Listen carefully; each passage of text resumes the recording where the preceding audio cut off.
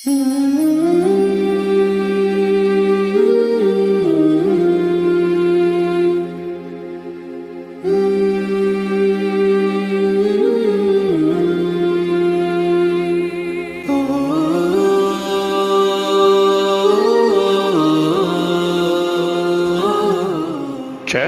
حسین ستارے راہ علم و عمل۔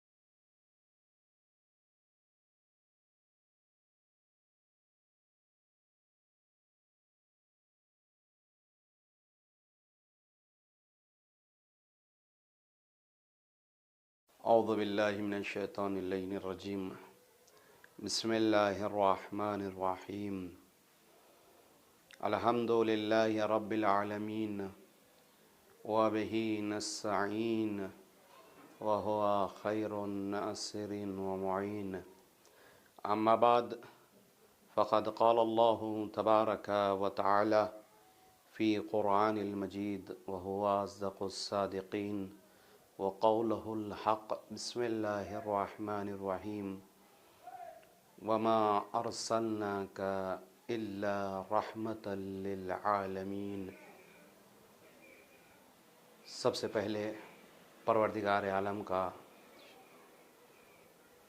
شکر ادا کرتا ہوں کہ اس نے پھر یہ توفیق عنایت فرمائی کہ پھر آپ حضرات کے درمیان ولادت با سعادت رسول خدا کے موقع پر چند پیغامات پہنچانے کا جو موقع عنایت فرمایا، ساتھ میں ان لوگوں کا بھی شکر گزار ہوں کہ جنہوں نے مجھے دعوت دی اور یہ پیغام عام کرنے کے لیے موقع فراہم فرمایا، مخصوصاً مولانا جواہر علی صاحب قبلہ کا۔ سب سے پہلے میں آپ سامعین حضرات کی خدمت میں مبارکبادی پیش کرتا ہوں رسول خدا صلی اللہ علیہ وآلہ وسلم کی۔ یہ وہ شخصیت ہے کہ جس کے آنے سے پہلے ہی پروردگار عالم نے دنیا کو منور کیا ہے، آباد کیا ہے، انہی کے صدقے میں، انہی کے طفیل میں۔ یہ وہ شخصیت ہے کہ جس کو خود پیغمبر اسلام نے تعارف کرایا، اول ما خلق اللہ نوری، اللہ نے سب سے پہلے میرے نور کو خلق کیا، پیدا کیا ہے۔ کیوں؟ کیونکہ اس لیے کہ پروردگار کہتا ہے کہ میں نے چاہا کنتو کنزن مخفیہ، چھپا ہوا خزانہ تھا، اس کو ظاہر کرنا چاہتا تھا پروردگار، تو اللہ نے ایک نور کو پیدا کیا، جس نور کے طفیل سے انبیاء علیہ السلام، فرشتے، جتنی بھی آج دنیا کی طاقتیں، انرجی موجود ہے، یہ صدقہ ہے پیغمبر اسلام کا۔ پیغمبر اسلام اول تو نور خلق ہوا، لیکن اللہ تعالیٰ نے تمام انبیاءوں کو پیدا کرنے کے بعد، یعنی عالم ارواح میں نبیوں کے ایمان اور نبیوں کی نبوت کا جو منصب عنایت فرمایا ہے پروردگار عالم نے، وہ منصب عطا کرنے سے پہلے عہد لیا کہ تم ایمان لے آؤ، کس پر؟ آخری نبی پر، آنے والے نبی پر۔ اس لیے آدم سے لے کر عیسیٰ تک جتنے انبیاء آئے ہیں، ہر ایک نے کہا کہ دیکھو ہمارے بعد ایک نبی آنے والا ہے جس کا نام ہوگا احمد، اس پر ایمان لانا ہوگا، اس پر ایمان رکھنا ہوگا۔ اور ہر نبی نے جب اقرار لے لیا، اقرار کیا، پروردگار جب اقرار لے لیا تو نبوتیں عطا فرمائیں، اور جب انہوں نے اقرار کیا تو یہ ایمان کے اس درجے پر فائز ہو گئے اس مقام پر پہنچ گئے کہ جو نبوتیں انہیں اللہ تعالیٰ نے عطا فرمائی. پہلے آنا چاہیے تھا پیغمبر اسلام کو، لیکن اللہ نے سب سے آخر میں رکھا. یہ راز تھا تاکہ ہر آنے والا نبی زمینہ فراہم کرے آخری آنے والے نبی کے لیے، تاکہ دنیا منور ہو سکے، اس نور کامل کو برداشت کر سکے. اور ہر نبی نے اعلان کیا ہے کہ ہمارے بعد ایک نبی آنے والا ہے جس کا نام احمد ہوگا، اس پر ایمان لے آؤ. یہ وہ نبی ہے جس کی ولادت باسعادت کے موقع پر دنیا روشن ہوئی، لیکن دنیا روشن ہونے سے پہلے حضرت آمنہ بنت وہب کی گود روشن ہونے لگی. جیسے ہی آمنہ خوشحال ہوتی ہیں تو سب سے پہلے جو نام رکھا ماں نے وہ احمد نام رکھا اپنے فرزند کا. پھر مقابل میں والد کا انتقال ہو چکا تھا، دادا نے نام رکھا حضرت عبد المطلب نے محمد صلی اللہ علیہ وآلہ وسلم. ایسا نام رکھا کہ اللہ کو بھی پسند آیا ہے نام. اور اللہ نے بھی قرآن میں کہا محمد الرسول اللہ، جو یہ کلمہ پڑھ لیتا ہے وہی مسلمان کہلاتا ہے. نور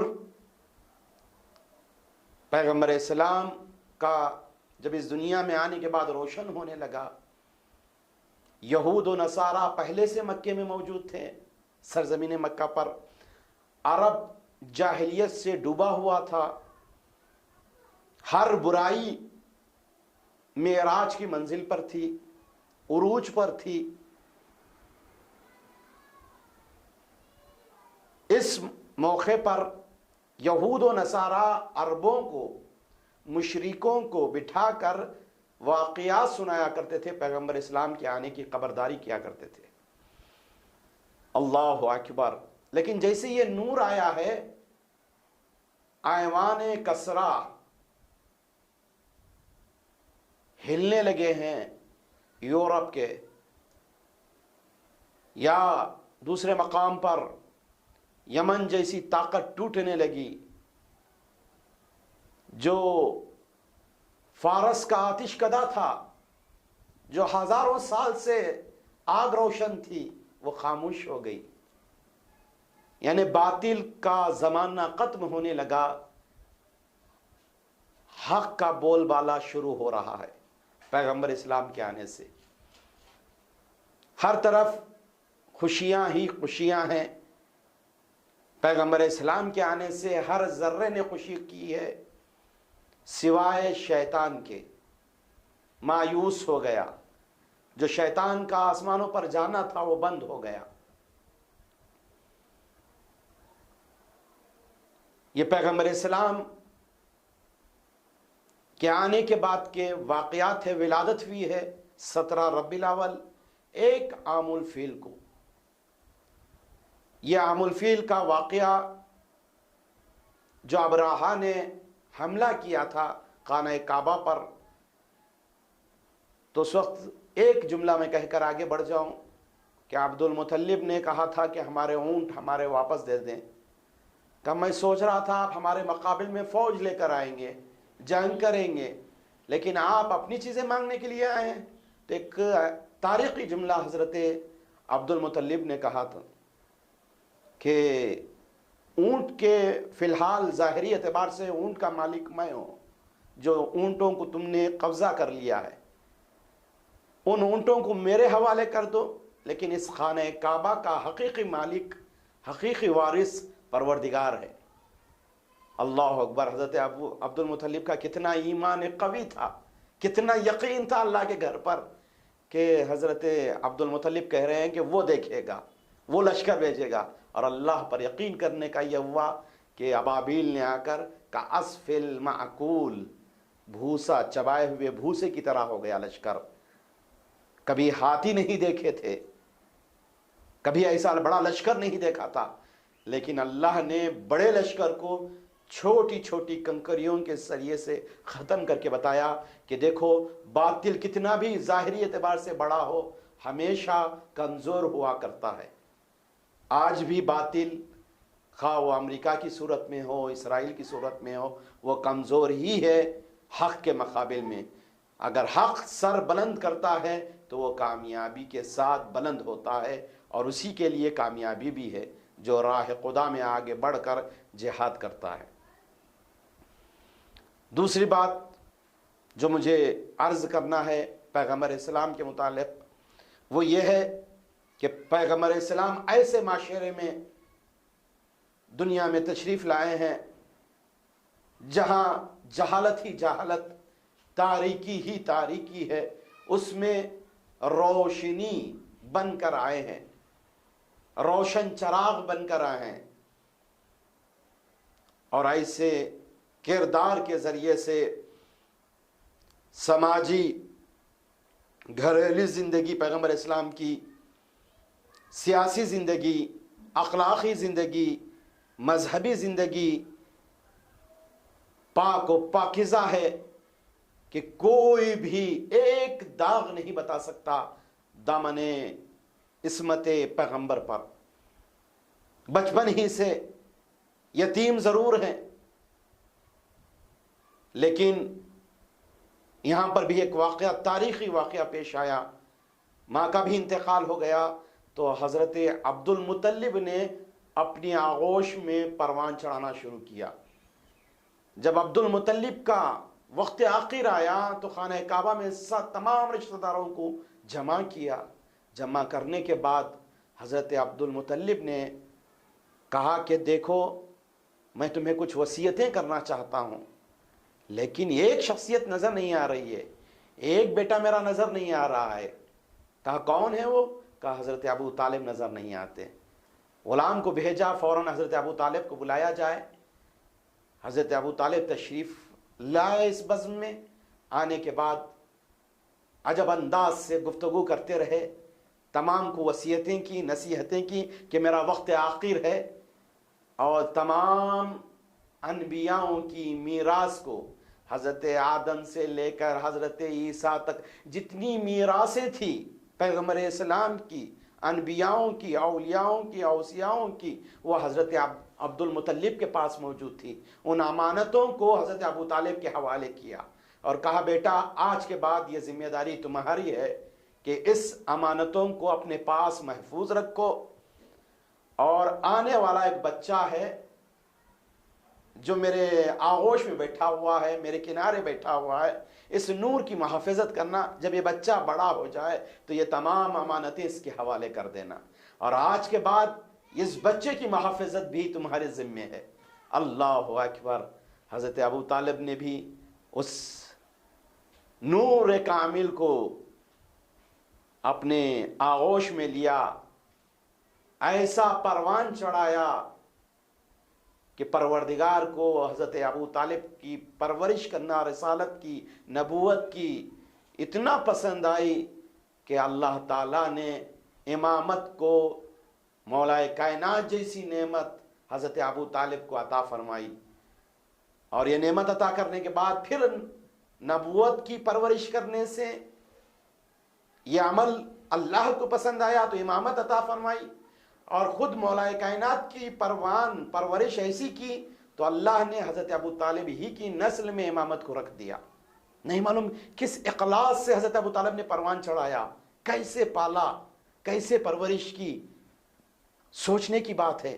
آج اگر اسلام ہمیں نظر آ رہا ہے، خالص اسلام جسے امام خمینی کہتے تھے ناب محمدی، اگر ہمیں نظر آ رہا ہے تو اس میں اگر خون کے ساتھ اگر کسی نے اس باغ کو سجایا ہے خون کے ذریعے تو وہ حضرت ابو طالب ہی کی اولاد نظر آئے گی، بڑھ چڑھ کر حصہ لینے والی۔ اور یہ پیغمبر اسلام مکے کے زندگی میں، سماج میں، ایسے عالم میں کہ جہاں شراب عام ہے، زنا عام ہے، چوری عام ہے، ایک دوسرے کی قتل و غارت گیری عام ہے، ایک ایک بات پر ہزاروں سال جھگڑا چلتا ہے، نسلوں جھگڑا چلتا ہے، فساد چلتا ہے، خاندان پرستی جہاں کوٹ کوٹ کر بھری ہوئی تھی، ایسے مقام پر، ایسے موقع پر حضرت رسول خدا مکے کی گلی اور کوچوں میں گزر رہے ہیں۔ ایسے ماحول میں لوگوں نے جو کافر ہیں، مشرک ہیں، ابھی دین اسلام کا اعلان نہیں ہوا ہے، علنی اعلان نہیں کیا گیا ہے، لیکن اس کے باوجود پیغمبر اسلام نے کیا خوبصورتی سے اپنا کردار ادا کیا کفاروں کے درمیان میں، مشرکین کے درمیان میں، کہ مشرکین وہ کفار یہ کہتے تھے کہ دیکھو وہ امین ہے، دیکھو وہ صادق ہے، وہ جوان جو جا رہا ہے یہ صادق ہے، یہ امین ہے۔ ہر ایک کے لب پر تھا، کوئی احمد کے نام سے نہیں پکارتے تھے، کوئی محمد کے نام سے نہیں پکارا کرتے تھے، صلی اللہ علیہ وسلم نہیں پکارا کرتے تھے، لیکن کس کے نام سے پکارتے تھے؟ امین، صادق، یعنی دشمنوں کے لبوں پر اگر کوئی نام تھا تو وہ صادق اور امین کا لقب۔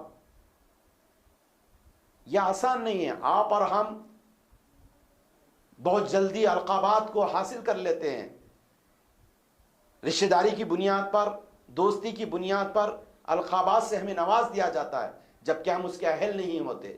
کمال یہ ہے کہ غیر جس کے دلوں میں بغض پروردگار ہو، جو مشرک ہو، وہ لوگ کہیں اپنی زبان سے کہ یہ صادق ہے، یہ کمال ہے، وہ لوگ کہیں یہ امین ہے تو وہ کمال ہے۔ اپنی بڑی بڑی گراں قدر چیزیں جب کبھی مکہ چھوڑ کر جاتے تھے تو پیغمبر اسلام کے پاس رکھ کر جاتے تھے، کیسی امانت تھی۔ تو یہ ایک بات تو سمجھ میں آتی ہے سامعین، اگر ہم پیروکار پیغمبر اسلام ہیں، واقعی مسلمان ہیں، نقش قدم پیغمبر پر چل رہے ہیں، اپنے آپ کو مسلمان کہتے ہیں، تو ہمارے اندر بھی یہ دو صفتیں ضروری ہے کہ ہونا چاہیے، ایک امانت داری اور دوسری صداقت۔ آج بھی جو سچ بولتا ہے وہ کاروبار میں بڑے مقامات پر پہنچ جاتا ہے، کوئی امانت دار بنتا ہے تو اس کا بھی رتبہ بڑا ہوتا ہے، آج بھی عزت کی نگاہوں سے دیکھا جاتا ہے معاشرے میں، سماج میں۔ کیوں نہ ہو ہم پیروکار پیغمبر ہیں، سر پر ٹوپی رہے اور گلی کوچوں سے گزرے اور لوگ کہیں یہ مسلمان جا رہا ہے تو وہ کہیں کہ یہ صادق کے ماننے والے ہیں، یہ بھی خود سچے ہیں، یہ امانت دار ہیں، یہ مسلمان ہیں، امین ہیں، تاکہ پیغمبر اسلام کی روح مبارک بھی خوشحال ہو سکے۔ یہ کردار صرف بیان کرنے کے لیے نہیں ہے، یہ سماج میں، معاشرے میں ہر انسان کو اپنانے کی ضرورت ہے۔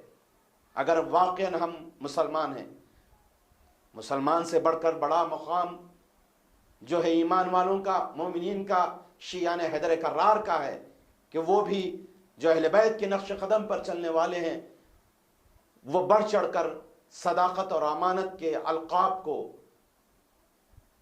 اپنے اندر، اپنے وجود میں اگر نہیں ہے تو پیدا کرے، تاکہ ہمارا چہرہ بھی، ہمارا کردار بھی نورانی ہو سکے۔ دوسری بات پیغمبر اسلام کے حوالے سے جو عرض کرنا چاہتا ہوں یہ ہے کہ اگر نسب کے اعتبار سے دیکھا جائے تو تقریباً حضرت ابراہیم کی نسب تک سلسلے وار اگر آپ دیکھیں گے ناموں کو، وقت میں گنجائش نہیں ہے کہ ورنہ میں ہر ایک کا نام لیتا، 30 نسل کے بعد، 30 لوگوں کے بعد شجرہ جو ہے حضرت ابراہیم سے ملتا ہے۔ یا بعض مورخین نے لکھا حضرت نوح کے اگر نسب تک جائیں گے تو 40 نسل میں حضرت نوح کے پشت میں، یعنی حضرت نوح پیغمبر کے سلسلے تک جا کر ملتا ہے۔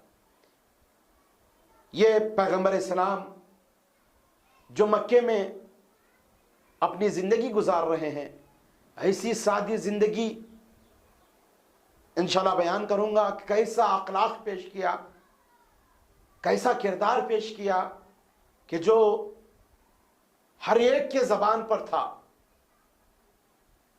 اور ہر آنے والا، شہر میں داخل ہونے والا پوچھتا تھا یہ صادق کون ہے، یامین کون ہے، اس کی زیارت کرتا تھا اور پھر جاتا تھا اپنے شہر. اور ایک مرتبہ جس نے زیارت کر لی پیغمبر اسلام کی، وہ ان کا عاشق بن جاتا تھا. اللہ اکبر. تاریخ نے بہت کچھ بیان کیا ہے. بعد اسلام جب تلاوت قرآن ہوتی تھی رسول اللہ کے گھر میں، تو کفار مکہ آ کر رات کی تاریکی میں کھڑے ہو کر قرآن کی تلاوت کو سماعت کرتے تھے، سنتے تھے. یہ ہے پیغمبر اسلام کا مقام. اپنی زندگی میں پیغمبر اسلام نے مکے کے لوگوں کا ہی خود بیان ہے. جب وہ واقعہ بہت ہی مشہور و معروف واقعہ ہے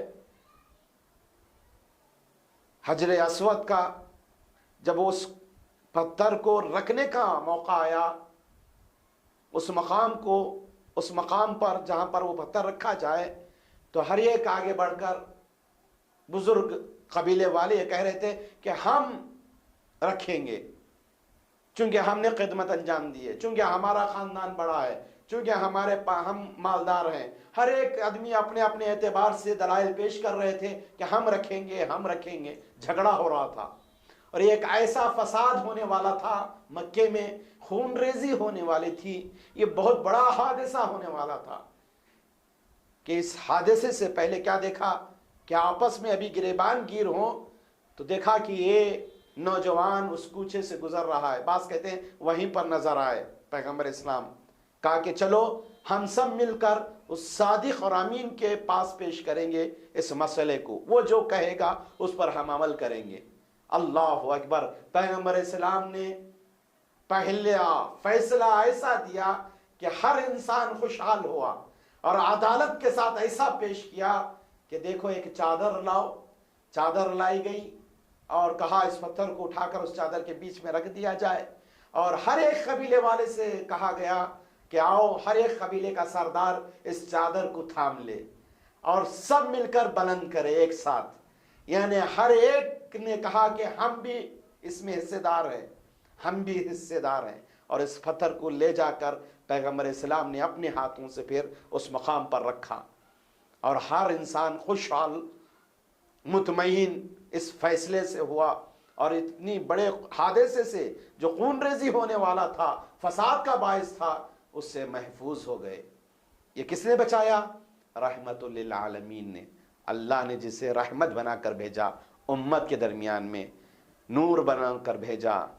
اور اللہ تعالیٰ نے تو قرآن میں بڑی فضیلتیں بیان کی ہیں پیغمبر اسلام کے لیے، جس کا یہاں وقت نہیں ہے کہ میں قرآن سے چند آیتیں آپ حضرات کی خدمت میں پیش کروں، لیکن وقت نہیں ہے. میں ان تمام باتوں کو چھوڑتے ہوئے آگے بڑھتا ہوں جو تاریخی اعتبار سے اور ایک جو مکے کی زندگی میں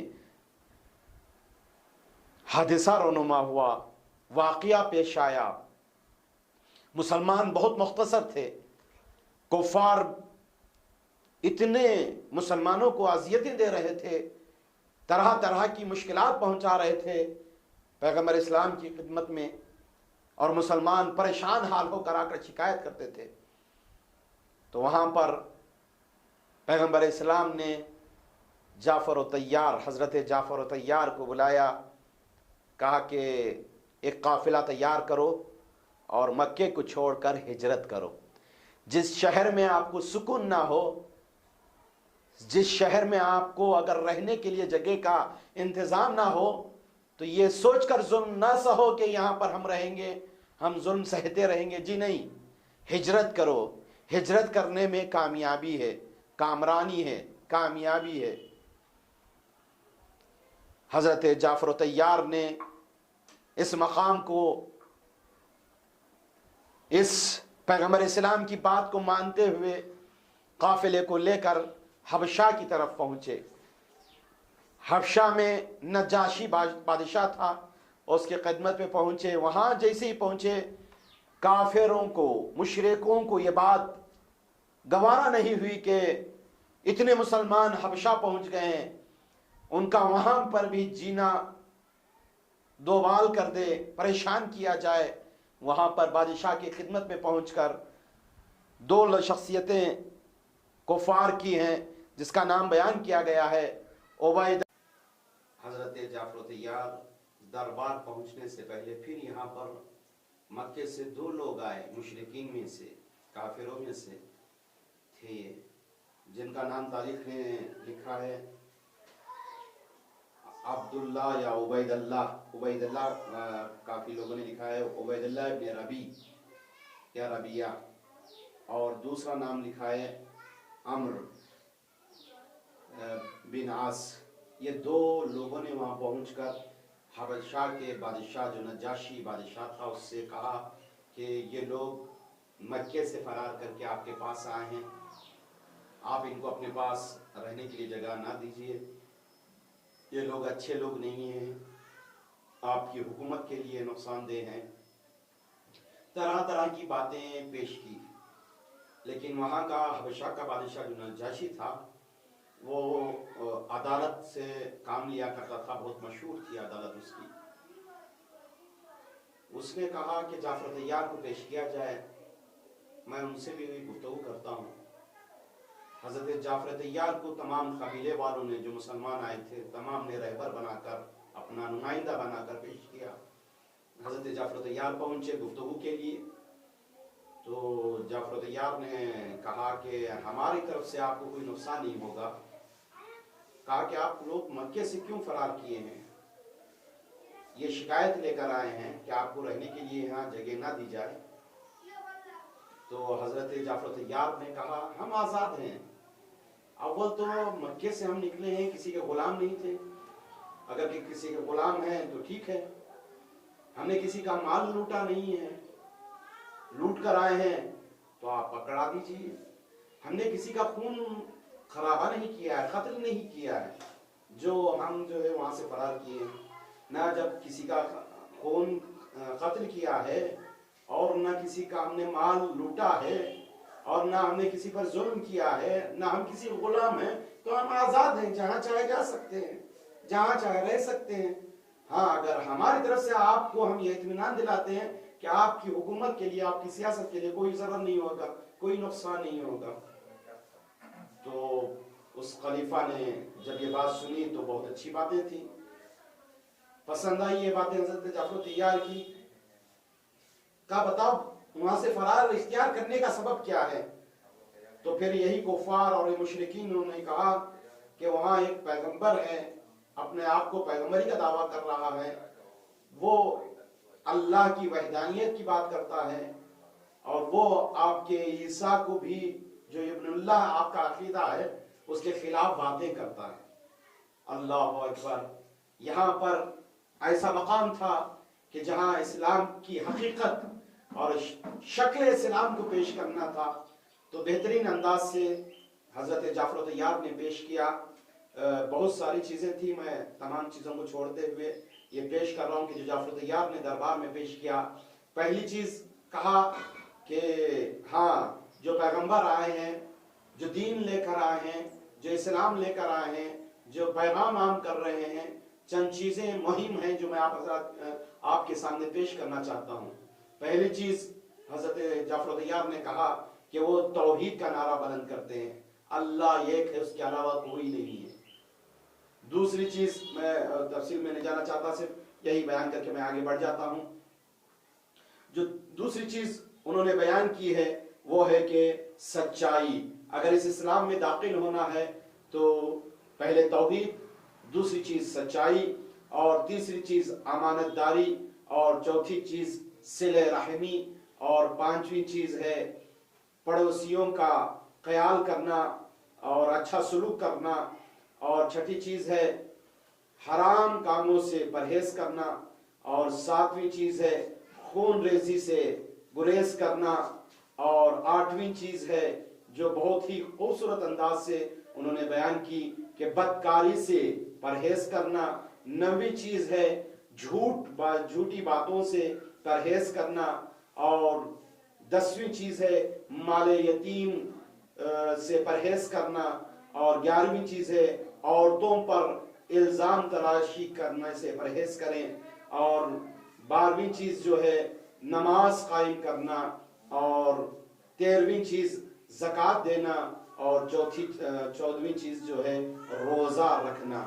یہ तमाम चीज़ों के साथ वो आने वाले इस्लाम को पेश करने वाले पैगंबर इस्लाम हैं, और वो नबूवत के दावेदार भी हैं, और अल्लाह ने उनको नबी बनाकर भेजा है, रसूल बनाकर भेजा है, और वो सबसे पहले अखलाक का पैगाम पेश करते हैं। जब इन चीज़ों को पेश किया गया तो हबशा का जो बादशाह था नजाशी, उसने अपने खुशी का इजहार किया और कहा कि आपको हम मोहलत देते हैं, आप यहाँ पर रहें आराम और सुकून और इत्मीनान के साथ, आपको हमारी तरफ से कोई खतरा नहीं रहेगा। ये पैगाम इस्लामी पैगाम है कि अगर हम भी कहीं किसी शहर में जाएं, किसी मुल्क में जाएं, तो हमारी तरफ से सामने वाले इत्मीनान से रहें, और ये नाम सुनकर के ये इस्लाम वाले हैं, मुसलमान हैं, और मखसूसन शियाने हैदर करार हैं, तो वो लोग ये यकीन रखें कि इनसे हमारी हुकूमतों को कोई ज़रर और कोई नुकसान होने वाला नहीं है। बहुत जल्दी से बात चीज़ें जो पेश करना है।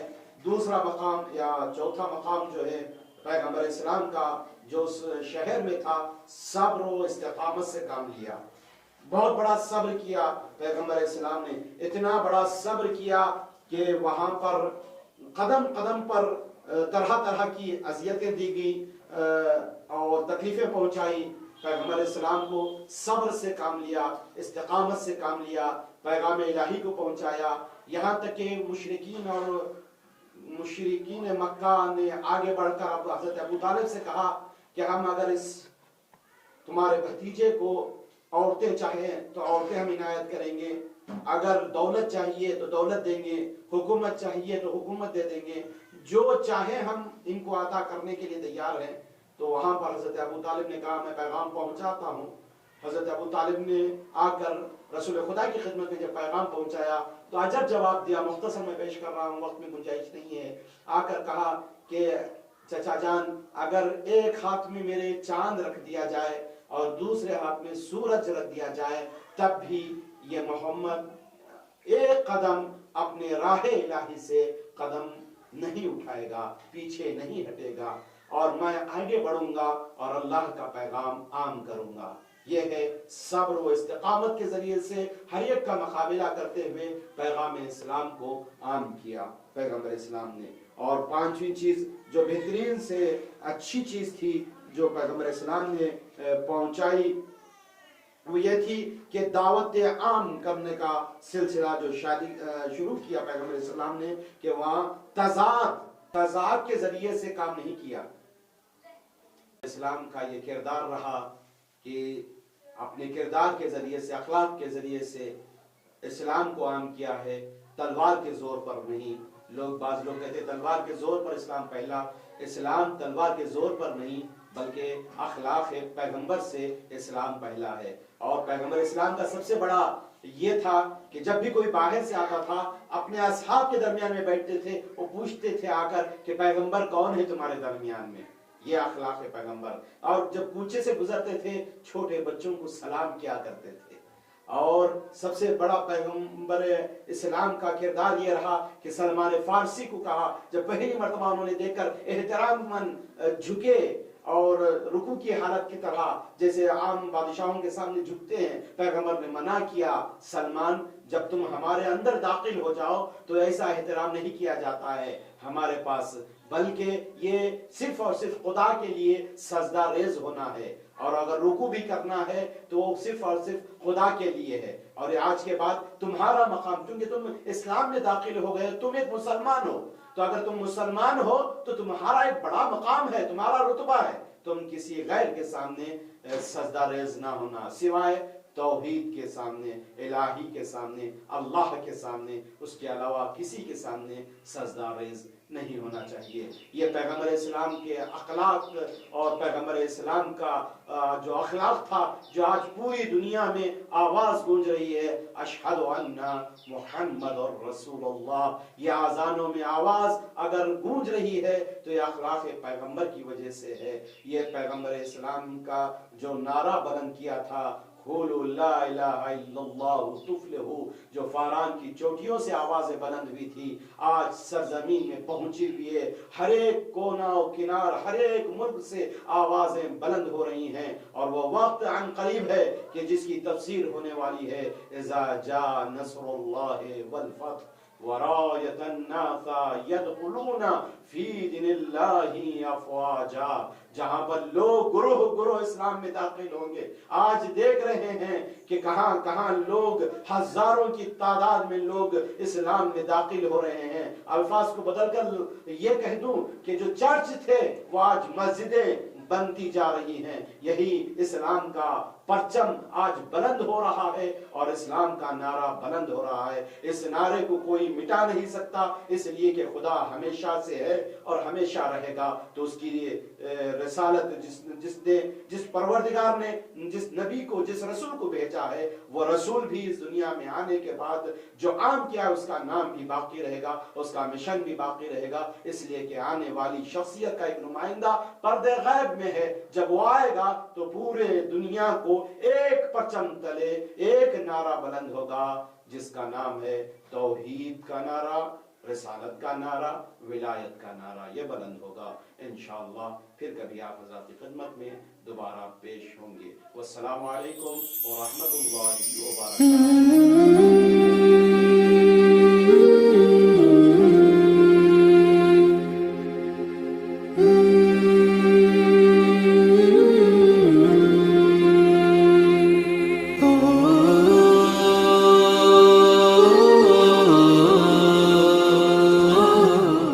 چینل حسین ستارے، راہ علم و عمل۔